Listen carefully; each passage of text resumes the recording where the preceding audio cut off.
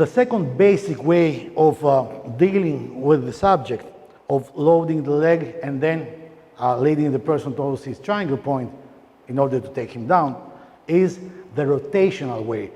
The first one was the linear, okay? Perpendicular forces, more or less linear. Now we're going to use a lot of rotation. The beginning is always the same. You load the leg, preferably towards, by pushing or pulling the person, pulling, let's say, towards his triangle point, okay? So I do like here, no, come from here. I will pull from here, he will step. And now instead of going like there, I will start to rotate him by using this steering wheel kind of movement, okay?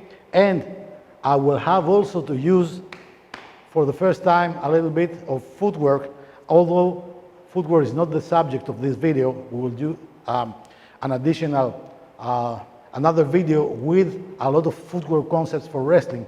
But let's just say that I will do this kind of semicircular step, okay? So again, make him step, load the leg, and then rotate him, okay?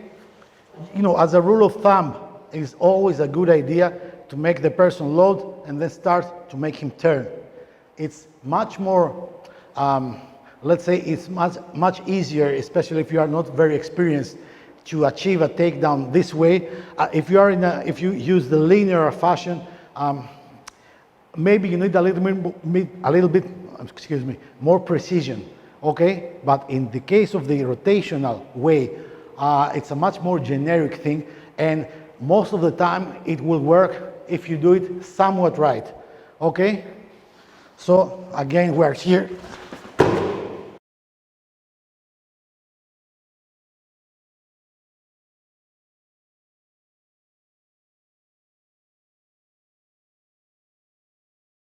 And I make him rotate. What I do is that it's like giving a little, you know, like a hook punch. Hook. One side of my body comes forward, pressing his head.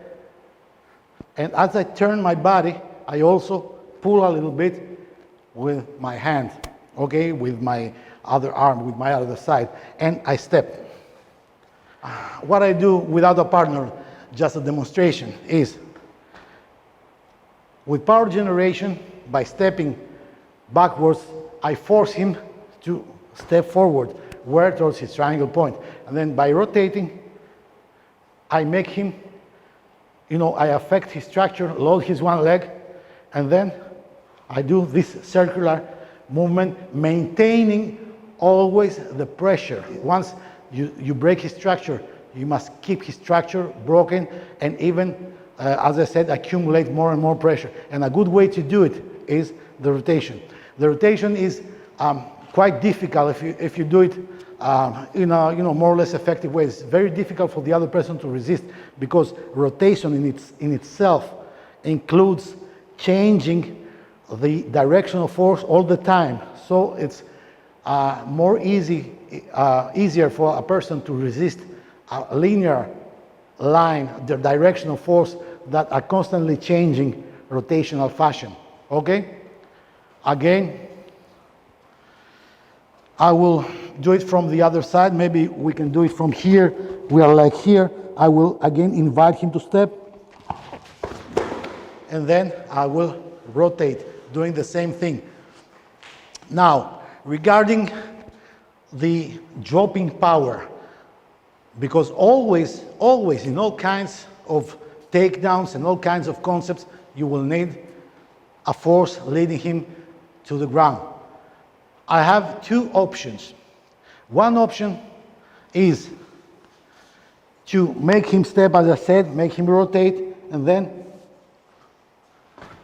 do this kind of thing, lower a little bit my own center of mass, and make him fall by just by dropping power of my own body, which is somewhat explosive sometimes way to do it. 1, 2.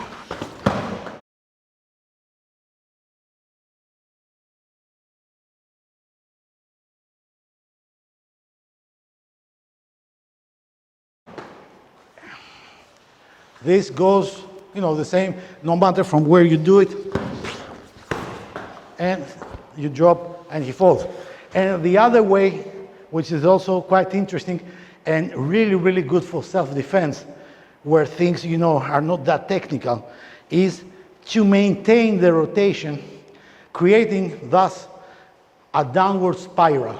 So instead of doing a sudden downward movement, you just keep pressuring while you rotate yourself and the person with you doing this. And inevitably, he will fall to the ground. This is a more generic way, but let me tell you, it really works well, especially if you are not that technical, or if you don't have to remember, you don't have to remember so many things.